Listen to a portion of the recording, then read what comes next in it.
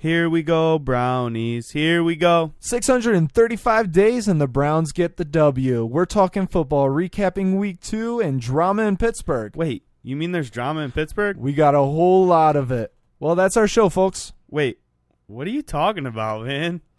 Oh, I just figured in honor of Vontae Davis, we just stop at halftime. No, we're talking football today, so how about Ryan Fitzpatrick delivering that L to your Philadelphia Eagles, Skyler? Man, how about it, man? Nick Foles just looked bad. I mean, the stats seemed like he did better than that, but he really didn't. Really? He put up 334 yards. He did put up a lot of yards, but he couldn't move the ball downfield. I mean, when you live by the dink and dunk, you die by the dink and dunk, and that's what Nick Foles is known for.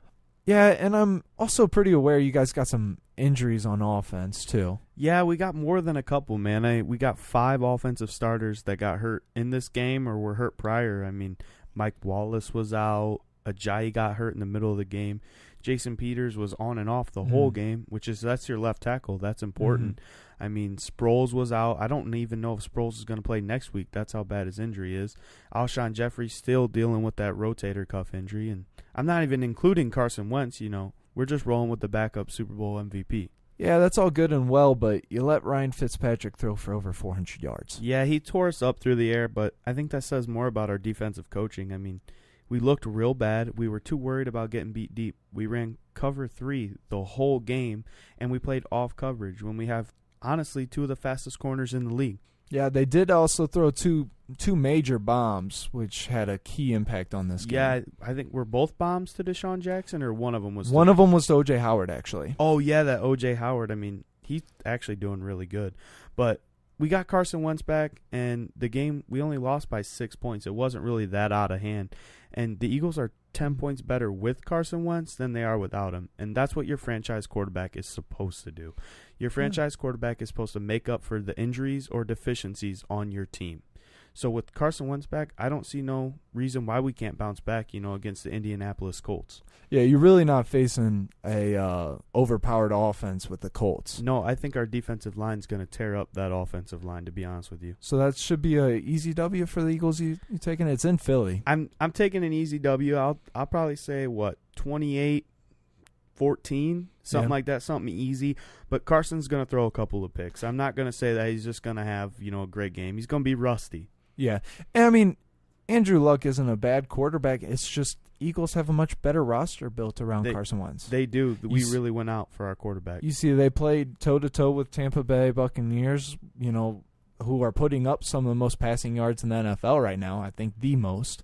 So they might have it pretty easy against Colts. Can I take it to the Buccaneers versus Steelers next week? Yeah, I mean, let's hear about them, man. So Buccaneers are currently 2-0. We mentioned a few times already, but they're facing the Steelers, who we're going to talk later. They do not have their stuff together. Steelers haven't won one yet. Yeah, I think this is a must-win for the Steelers. Are their backs against the wall right now? To be honest with you, I think so, but I can't count out the Bucs anymore. I mean, I've counted them out for the last 2 episodes, and they keep proving me wrong. So I guess I'm going to roll with them until they prove me wrong. Right. I mean, Fitzpatrick is playing out of his mind.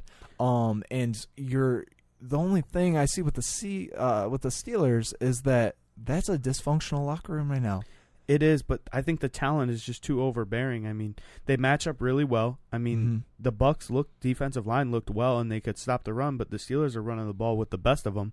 Well, let's take it over to a team that's running the ball with the best of them, the Dallas Cowboys. Although Zeke may have only had 78 yards on the ground, it was still a game where they handed it off to him 17 times and said, "Stop me."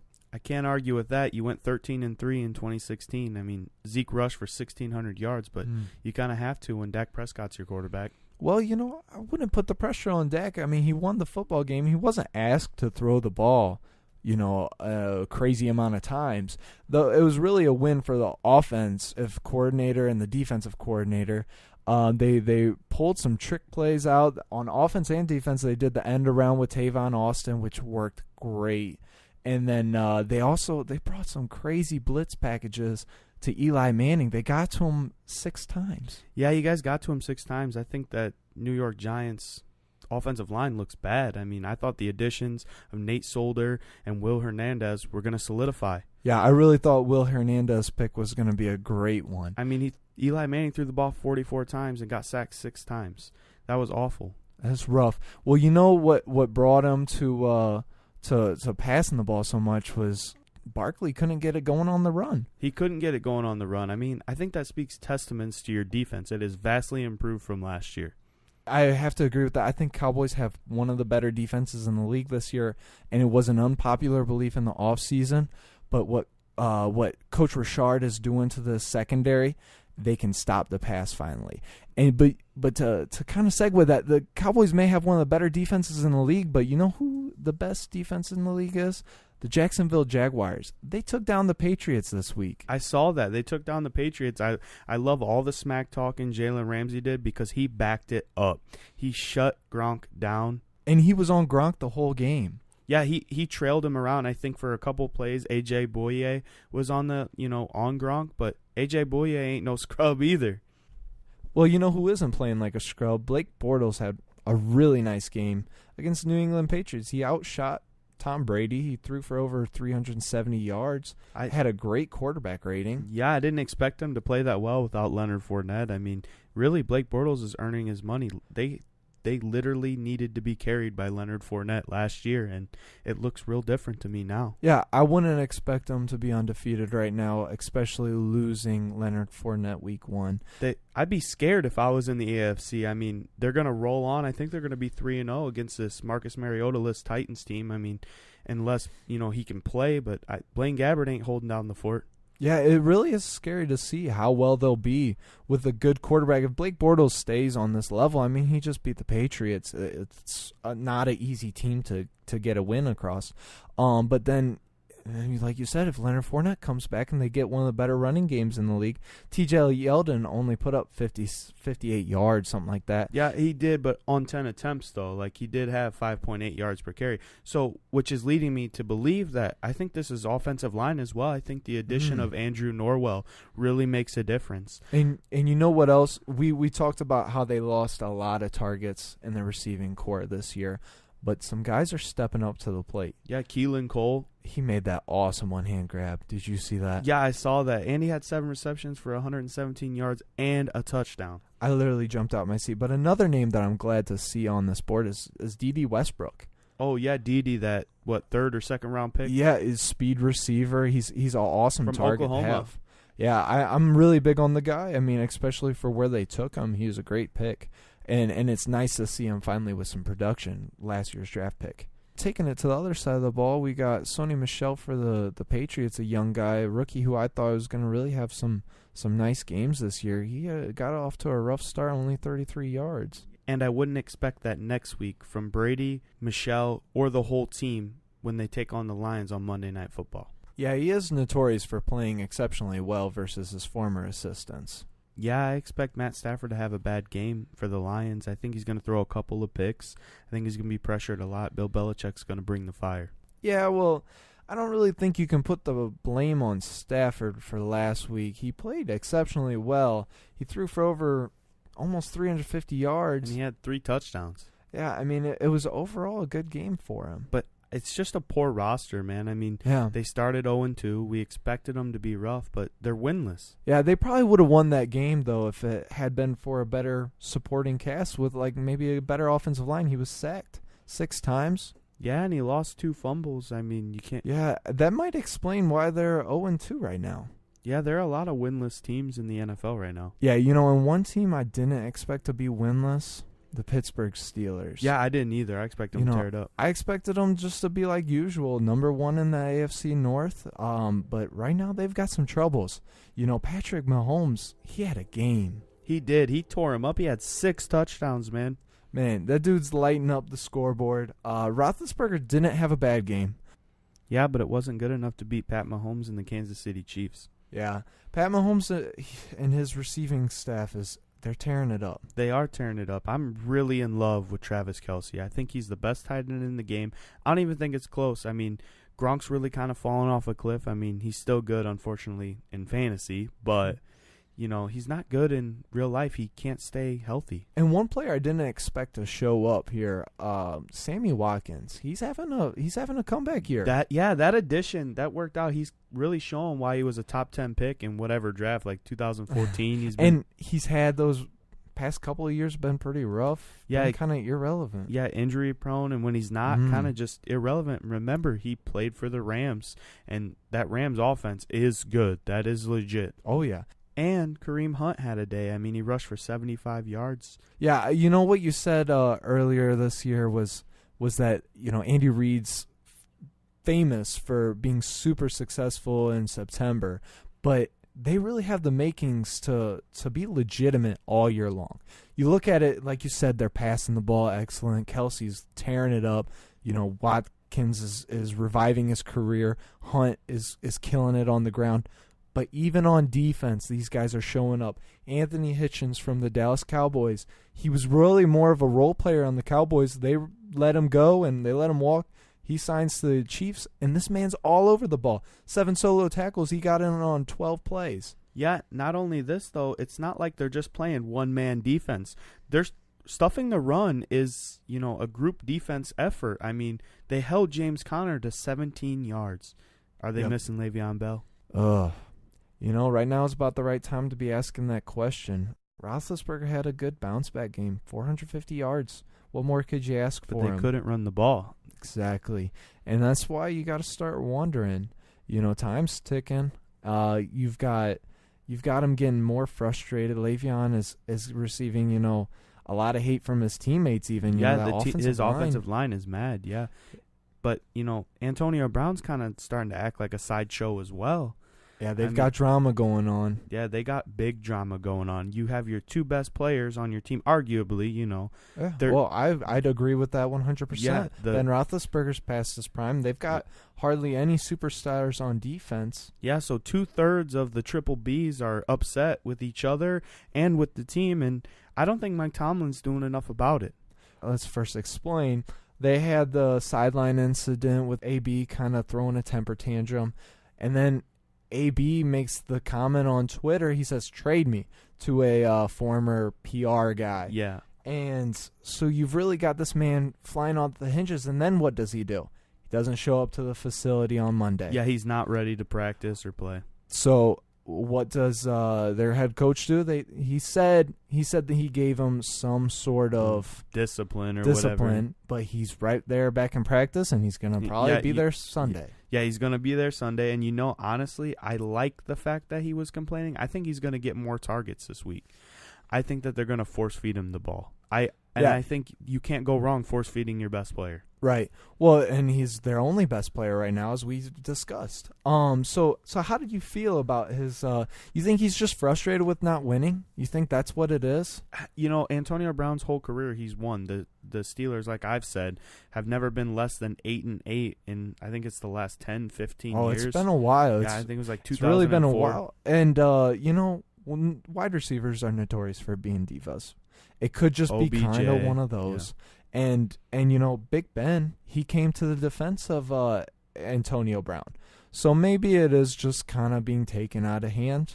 But I think we're kind of underplaying as well. Remember, they got that new offensive coordinator.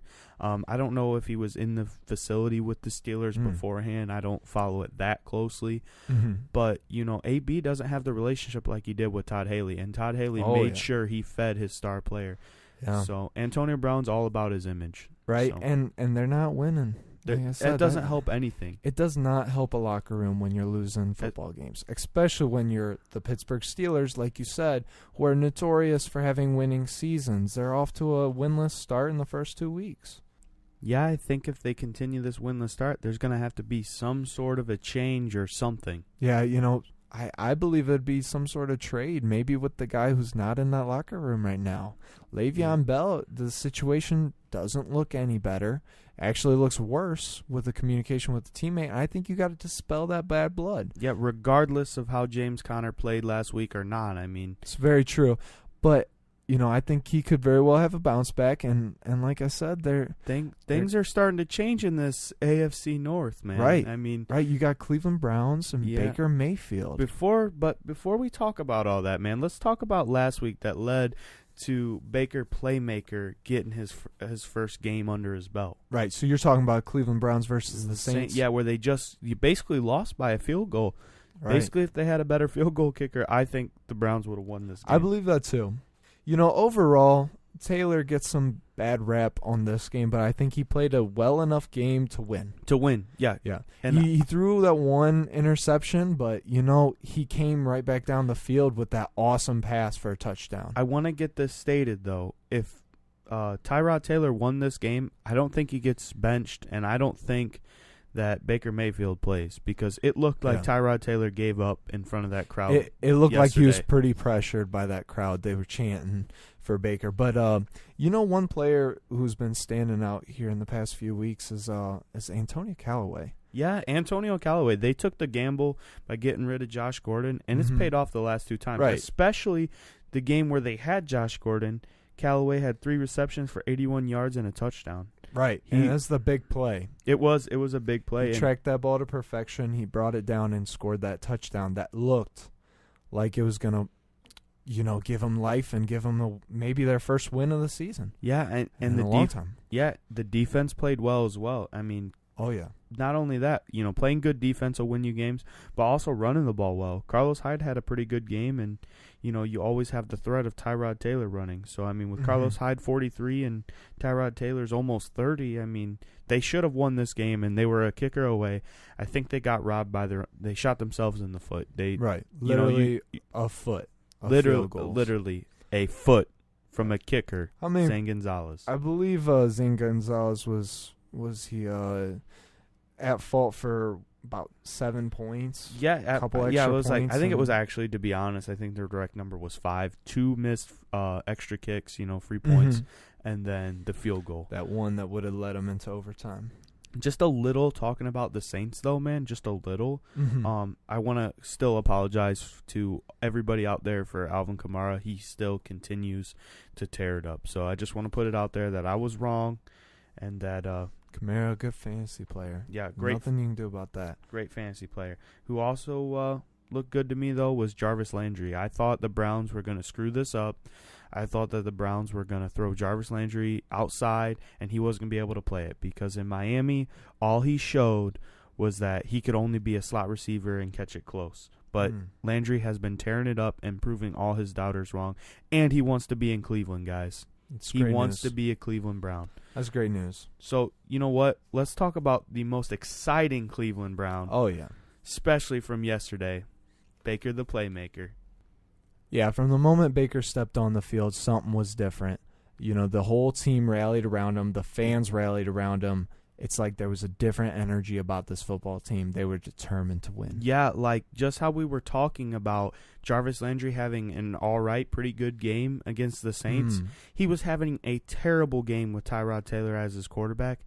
Boom, soon as Baker hit the field, he came alive. He showed why he was worth that money. Yeah. But before we just talk about the Browns, let's talk about the game in general. Let's talk about Sam Darnold. There was another rookie quarterback in this game, Justin. Yeah, his stats, watching the game, there was one basically garbage time interception thrown at the last I don't like to hold that against him. Exactly. His completion percentage was not very good. He's one of my favorite guys out of the draft. But he threw a measly 50%. Yeah, a measly 50%. And we can't say he doesn't have weapons around him. He's got Robbie Anderson and Quincy Enunwa. But are any of those guys really ongoing good targets? It seems like they're all very spotty. Yeah, it seems like basically it feels to me that they're all number 2s. You can kind of relate to that out there in Dallas.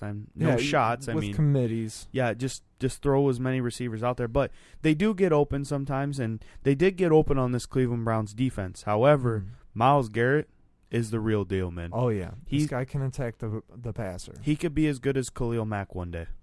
I could see it. We're talking about the Browns defense there. What stands out to me on the stat sheet, on the box score here, is the amount of New York Jets getting to the football. I mean, you've just got it's definitely a well-organized defense where sometimes I look at the roster and I think it's a little bit weak and it's led by a rookie quarterback. But you've got a lot of talent on that defense that they all play really hard. Darren Lee had a heck of a game. From the Ohio State University. From the Ohio State University. But then, you just look down this list and you see these names after names of guys coming up with tackles. Yeah, they had 74 tackles compared to the Cleveland Browns' 54.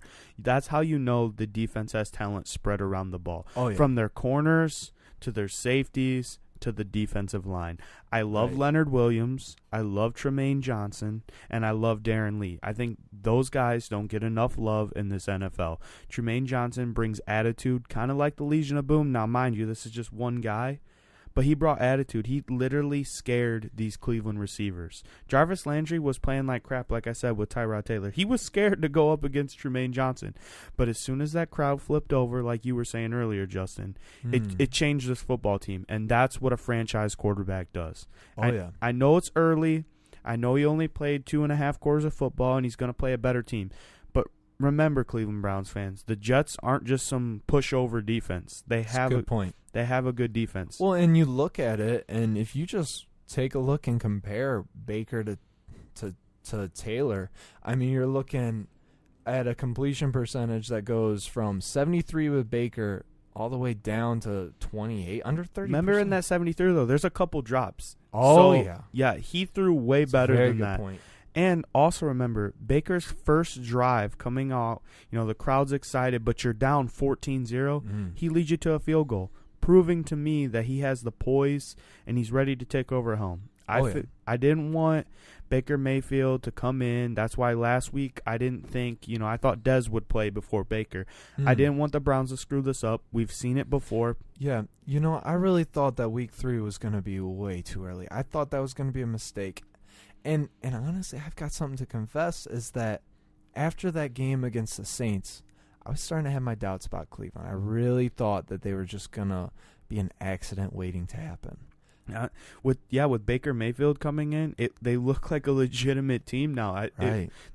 I couldn't imagine that a pro, just as I can't say good, but average as Tyrod Taylor, plus with all these weapons and then your defensive side of the ball being good, I couldn't, think that they would be that bad. But maybe Baker's just that good, guys. You know what tells me a lot too, is the general idea or perspective that everybody has about Baker is his cockiness or arrogance and Johnny whatnot. Manziel 2.0 or whatever. Yeah, but it really couldn't be any more different. I was watching all of his post-game, conferences and stuff, and him doing interviews with media.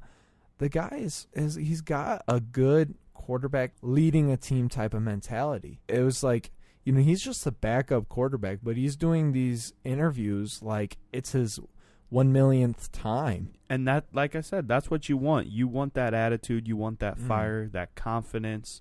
That's what you want. And if he comes off as a little cocky, so be it. Make that your identity. Rally behind Baker Mayfield and get yourself, it won't be a Legion of Boom, but give yourself something like that. We all thought Richard Sherman was cocky and he backed it up. Who says Baker can't do it? Yeah, I really think, Baker can do that and take that leading role and get his team hyped up. One player that might have been hyped up from him was Carlos Hyde. He had a heck of a game. Yeah, he was doing bad in the beginning. Yeah, it's really something good to see out of your running back to, almost bust 100 yards and he had 2 touchdowns. Yeah, I mean, there was a lot of positives to take from this game, but there are a couple negatives I want to talk about. Callaway had 10 targets and he only hauled in 4. Yes, one was a pass interference, but that connection's not there. Also, I want to talk about your bust of a running back, Nick Chubb. I called him, I told him he wasn't athletic, in my pre-draft rankings that me and you did. And, I think that Austin Corbett guy that you guys took in, that was round 2 right after him as well. I think he's a bust. We haven't seen anything of him. And you still need tackle work. I mean, and there were better guys on the board too. We still love Will Hernandez, and I mean, Connor Williams had a great comeback game. Did he? I was down on him. I wasn't sure about him. Yeah, he actually, our offensive line held still. So on top of, speaking about offensive line, I mean, the left tackle for the Browns didn't play. What's his name? Desmond Harrison, I think. He's from like West Alabama or something like that. He's a fast guy and he's got long arms. I think they reach his knees. So that's exactly what you want from your left tackle spot. But the retiring of Joe Thomas was too sudden for you guys. You guys didn't plan for it well. And I think if he could have learned behind Joe Thomas, you guys would have yourselves basically another Joe Thomas. Right. So I think there needs some work on the offensive line. But these Brownies, I think they're the real deal, and I think they're going to ruin a couple people's season. I don't like your playoff prediction pick, but I think I'm going to update my AFC North rankings a little bit. Oh yeah, let's talk about the AFC North because it got scrambled. We haven't even talked about the Bengals. They're 2-0 kind of quietly. AJ Green had a heck of a game, but you've got they're 2-0. You've got Cleveland finally getting their first win. Pittsburgh maybe is going to stay winless for another week. Their back's against the wall, and I don't think we can count on the Ravens. Where does Cleveland? That's funny that you say that about the Ravens because I put them when I was ranking them. I don't even know. I don't know if they're going to be good, bad. So I'm just ranking them last because I like what I saw about Cleveland. I don't like what I saw about Baltimore. I really felt like Baltimore. I thought Joe Flacco would step his game up this year. The last time he had a contract year type of thing where he's won a Super Bowl. I didn't think he was going to go that far, but I thought he was going to step his game up and maybe work for another contract. But it's not looking that way. It's not looking good, and they're not using Lamar Jackson right. Like, literally, they're only using him to run the ball. Right. So how predictable is that? Yeah, and you want to ruin your your future maybe franchise quarterback. Put some useless miles on him. RG3 him. Why don't you? You have RG3 on your team. So, I mean, my third team, though, is the Browns. I mean, with Baker Mayfield, but in third place in this division, I think it's going to be better than people think. I still think third place in this division will be 7-9. This division is looking top heavy to me, but I think the bottom, Browns, Ravens, I still think they're going to win some games. I mean, the roster for the Ravens is talented, but so top heavy as in like the top three are all close to even. Close to even positive. To each other. I mean, the Steelers are still, too good on paper, and I'm not going to doubt Mike Tomlin too much. Well, and I think with the Steelers, a very apparent thing is that Ben Roethlisberger had a nice game. Yeah, I mean, that's what you can take out of it. It was good. You can take that, and you can maybe say there's some optimism on the future. Antonio Brown, say what you will. I think it's a little bit of an overhyped story, just my personal opinion. But, I mean, if he gets his head right again.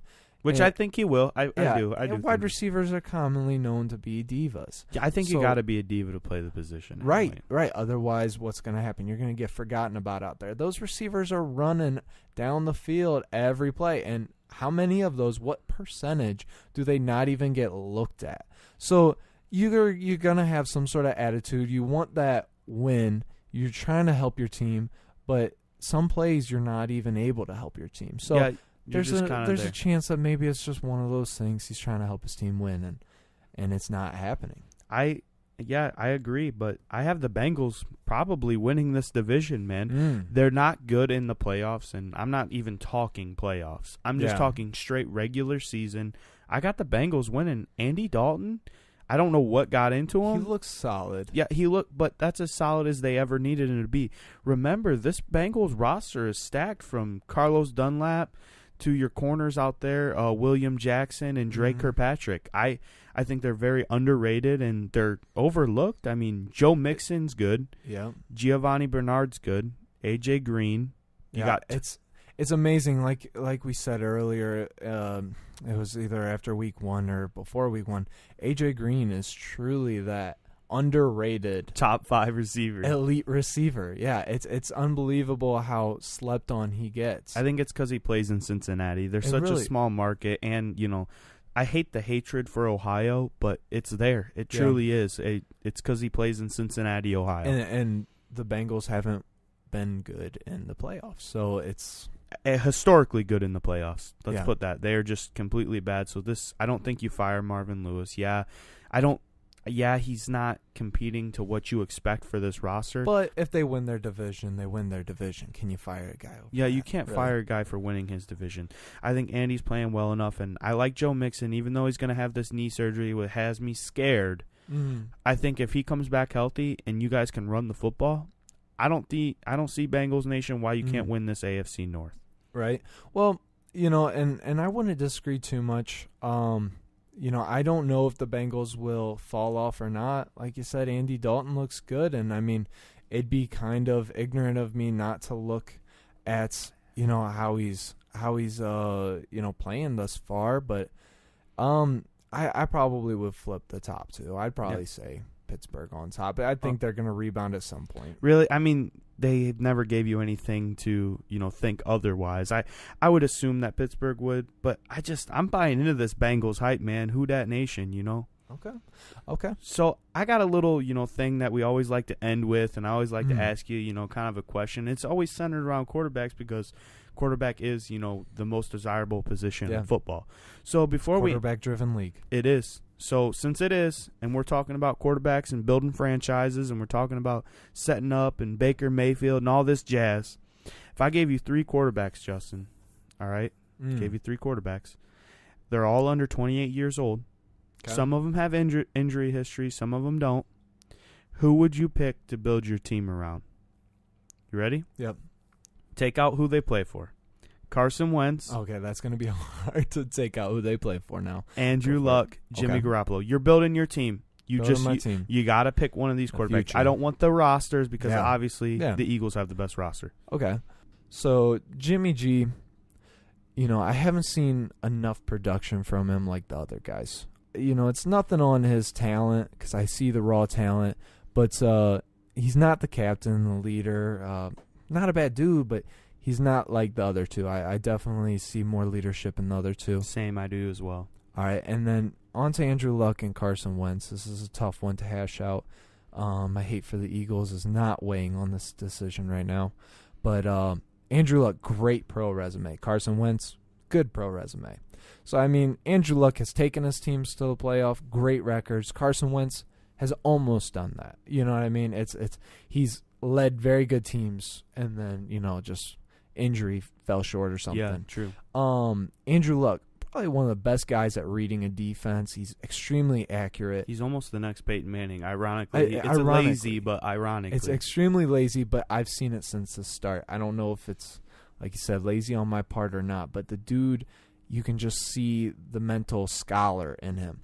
Carson Wentz, a little bit younger, better body type for today's NFL. He's built for the wear and tear. Andrew Luck got a little bit of an injury coming. Same with Carson Wentz. So the injuries, Andrew Luck's was a shoulder injury. That's much more severe. Don't forget he also lied about it. Not a very good dude type of thing to do. But then Carson Wentz, less serious. I mean, it's a serious leg injury, but that's your quarterback. And I was about to say, it's your quarterback. He's not going to It's your quarterback. I mean, I've been able to see him throw footballs. They look good. Yeah, we went to training camp out in Philadelphia. So it's kind of like leg versus arm. You're going to take the leg injury on a quarterback. And the thing that probably just puts him over the top. Like I said, I'm a huge fan of Andrew Luck, probably one of my favorite young quarterbacks. But with that injury, and then with this side factor that has Carson Wentz going above, as the leader for my team, the franchise down the road, he's a great leader. Good Christian dude. He's always there for a teammate. He was happy to see Nick Foles start the season. He's happy to see Nick Foles succeed when he hopped out. He's not spiteful. He wasn't at all. And he's just always around teammates and always helping them and doing community stuff. I like the guy, and that's what I want my team modeled around. And that's what I'm going to weigh most heavily on. I like that decision, obviously, because I'm an Eagles fan. But right. Well, would I take him over Dak Prescott? No. I mean, me swallowing my pride a little bit, that's probably not very true. Good dude, great size, great quarterback, see the arm talent. I could see him, succeeding a lot easier. I get a lot of Brett Favre out of Carson Wentz. I think he's a gunslinger, and I think that he's not afraid to take that shot, and that's what led to him getting hurt, though. He put the team on his back because he knew we needed that touchdown against the Rams. I think it was in December. You know, you got to be willing to take risks sometimes to win it all. And Brett Favre has proved, you know, that's how you got to do it sometimes. That's how you got to win Super Bowls, which I think is a perfect comparison because our head coach was the backup quarterback for Brett Favre. How ironic. Yeah. Well, you know, I don't want to take this back into the Cowboys. Jason Garrett, our head coach, happened to be a pretty nice backup quarterback to somebody who won a few Super Bowls himself. Jason Garrett was the backup quarterback for Troy Aikman. So there's a little bit that I think you could compare between the two dudes, but Carson Wentz, body type better. Good dude, great dude, good arm, powerful arm. Dak Prescott, very conservative quarterback. I don't know why. Doesn't take risks, but that's just his play style. I think he's more of an Alex Smith. But that's not bad. I mean, I will still take Alex Smith over Tyrod Taylor. Good point. Well, that's all we have for you. I wanted to cut it short in honor for Vontae Davis, but I think we ended up getting some good content. And remember, you can always find us on Spotify, iTunes, Stitcher Radio, pretty much all platforms. And this has been Talk is Cheap. I'm your host, Justin Hayes, and with me, as always, Skylar the Great White Shark Kowetsky. Thanks for listening, guys.